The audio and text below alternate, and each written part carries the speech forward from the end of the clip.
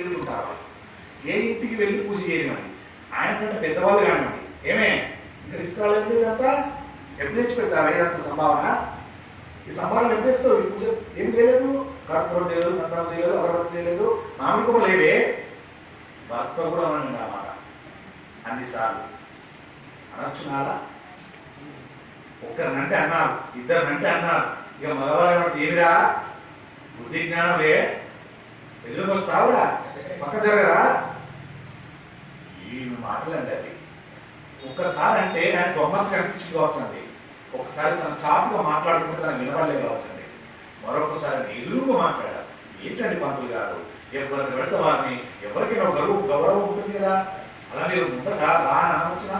ఏరా అంటే మీ గౌరవం పోతుందండి, మిమ్మల్ని చులకనగా చూస్తున్నారండి, మానండి ఆ మాట. అంటే నీకేమవుతుందిరా, నేను అలా అంటాను రా, నేనంటే నీకు ఆశీర్వచోరా, ఏమే నేను కూడా ఎట్లా మాట్లాడుతున్నారు, వాటి కోసం అందులో పెట్టుకో అని ఎదుటి వాళ్ళ సలహా చెప్తారు, తన అందులో ఉంటాడు. ఇది ఏడ్చిన కాలం. కొంచెం నా జ్ఞానం ఉండదా, ఎదుటి వాడు ఒక మాట అనగానే మార్పు రావాలని ఆలోచన ఉండదు. మనుషులకు కాదు, అన్నం తింటలేం, గడ్డి తిన్న పశువుకు కదా జ్ఞానం, తనకు తను తెలుసుకుంటుంది. ఒక్కసారి కర్ర పడితే ఆవు అంటే పక్కన తిరిగిపోతుంది. గడ్డి తిన్న పశువు, మురికి నీరు తాగిన పశువు మారుతుంది. అన్నం తిన్న మనిషి, పరమేశ్వరుడు నిన్ను మనిషిగా పుట్టించి 2 వరాలు ఎక్కువ ఇచ్చాడు నీకు. 84 లక్షల జీవరాశులలో 83,99,999 జీవరాశులకు ఇవ్వనటువంటిది ఒక్క మనుషులకు ఇచ్చాడు 2 వరాలు. గొప్ప బుద్ధిని ఇచ్చాడు, గొప్ప స్వరకీర్తిని ఇచ్చాడు మాట్లాడమని. ఆ బుద్ధిని ఉపయోగించుకో, మారవు. స్వచ్ఛమైన అన్నం తిన్నాడు కదా, అన్ని స్వచ్ఛంగా ఉండే తిన్నాడు కదా ఈ మనుష్యుడిని. ఎందుకు రాదు నీ జ్ఞానం?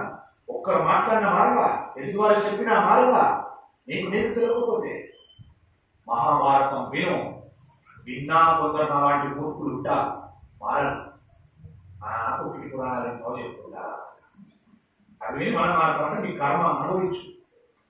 అలానే పోతావు, ఎలా పోతావు, దేవయాగానే పోతావు, కాసేపు బాగా తెలుస్తుంది. కాబట్టి నేను నా గురించి నీకు చెప్పనవసరం లేదు, నేను నీకు బాగా తెలుసు.